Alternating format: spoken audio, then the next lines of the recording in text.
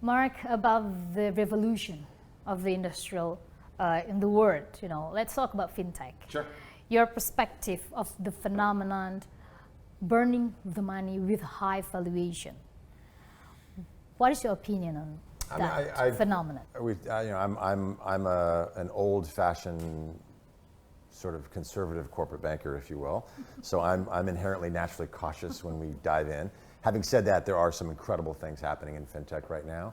Citi is, as I said before, is very committed to partnering with fintech and bringing, those technologies to our large multinational corporate clients. Not many of our large multinational corporate clients would trust a big part of their business to a fintech that is, 3 months old, right? Because that's difficult. But if we do our own co-invest, or if we do our own vetting of that fintech partner, can bring them in, partner them up with Citi, and then go to one of our core relationships and say, we're all going to partner together as a triangle. That is actually, we're finding that is a much more successful model. And so, there are some financial institutions are going down the path of, they want to sort of build their own, cryptocurrency, or they want to build their own pipes, which Citi is very committed to. But are you believing that cryptocurrency is the future? I think it's too early to tell. I do think that you'll see potentially some governments moving to setting up their own digital currency, but I think you'll see them backed by the full faith of established governments. As we talked about during the break, I think the technology behind cryptocurrencies in terms of blockchain and shared ledgers and distributed shared ledgers and auditable trails of workflows is a fantastic technology, and I think it has meaningful impact in the industry that goes beyond just banking.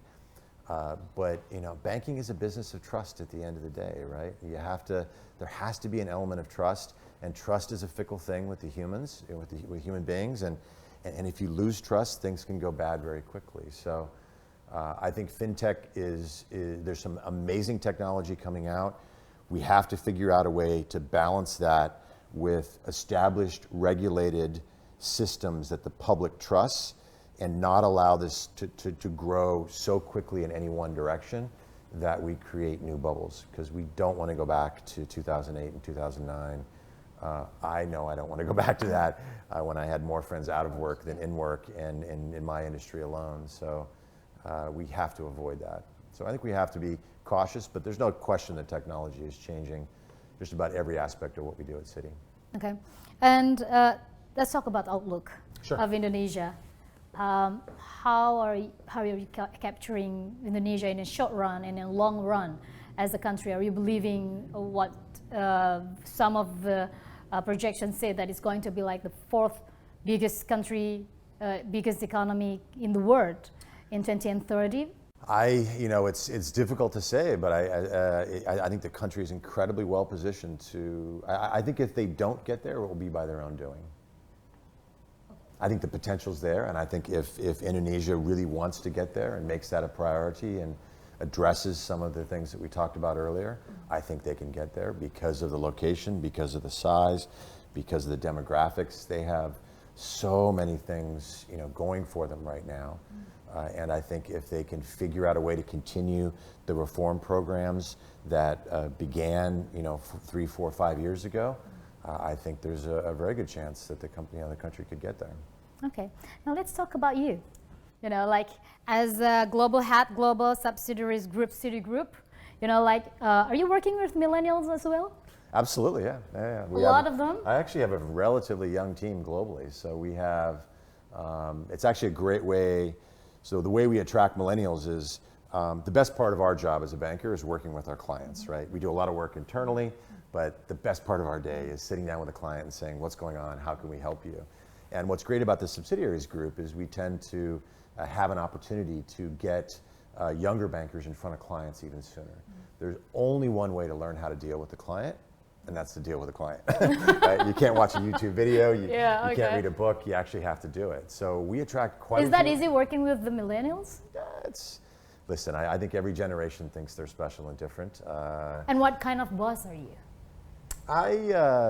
That's a great question. I mean, my job is to set the strategic vision. My job as a boss is, running a team of almost 1,000 people in 100 countries. How do you lead 1,000 people in 100 countries? You've got to simplify the message. You've got to clarify the target on the horizon. You've got to set multi-year goals. You've got to be ambitious. And we are a people business, so I spend a significant amount of my time on our people agenda, celebrating mobility, for example, right? So many people join Citi here in Indonesia, elsewhere, because we're a global bank, and so they want to have opportunities to, to work in different countries. And so once a year, we say time out. We have a global town hall, and we celebrate everybody on my team that has moved around in the last year. And so we have a Brazilian. Is that like a real, like a real celebration? Well, it's a celebration, absolutely. And it's and the people who see this the first time, they just sit back and they go, oh my goodness, because when you put everything that's happened over a 12-month period in 100 countries with all these people, and you put it into a deck and look at it, it's really the stories. These are human stories of, VP from Panama going to Dubai, and the guy that runs Russia for me is from Brazil, and the guy in China is from Holland, and my South African head is from Romania, and these are great stories, and that's why people come to Citi. And I don't think it's any different for millennials. I think millennials have that same aspiration. That's why they end up at Citi, and that's why we continue to celebrate this, to make sure everyone is aware of all we do at Citi for mobility. And as a, like a boss, would you describe yourself in 3 words? 3 words, oh my goodness. That is very difficult. I think it could be like, like inspiration for young leaders. That's, the Italians have a saying called simpatico, right? Sort of sympathetic, and I guess simpatico, right? I think that would be something which I would imagine people would say. I mean, I try to connect with people. I try to understand. I try to celebrate the differences, not belittle the differences as many people do. I'm not really a micromanager. I think my job is to hire the right people in the right place, provide them with the strategic framework to run their business, and then let them go about their business. You need to check in on them on a regular basis and make sure that they're sticking to plan and things like that. But the most important decisions I make are really the hiring decisions that we have, given the importance that people play.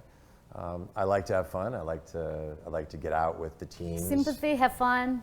Yeah, sympathy and have fun, and at the end of the day, I mean, the flip side of all that is, I'm an American who I grew up in Germany, lived in Germany for 10 years, and lived in Japan for 5 years. So there's not many people that are outsiders that have lived in 2 of the world's great engineering cultures. And so I think the balance of simpatico and having fun is you must have the discipline that runs discipline. it. Yeah. So the Germans have the engineering discipline, the Japanese have the tremendous engineering discipline. And I think that's what I learned, is that if you put in place a very strong discipline framework as a boss, hire the right people, then you can create a work environment that is much more pleasurable, and therefore that can lead to greatness. You can be good in a business if you put everything in place, but unless people are having fun, you're never going to be great. Marc, Merlino, Global Head, Global Subsidiaries Group, Citigroup, thank you for joining with us. Great pleasure. Thank you so much.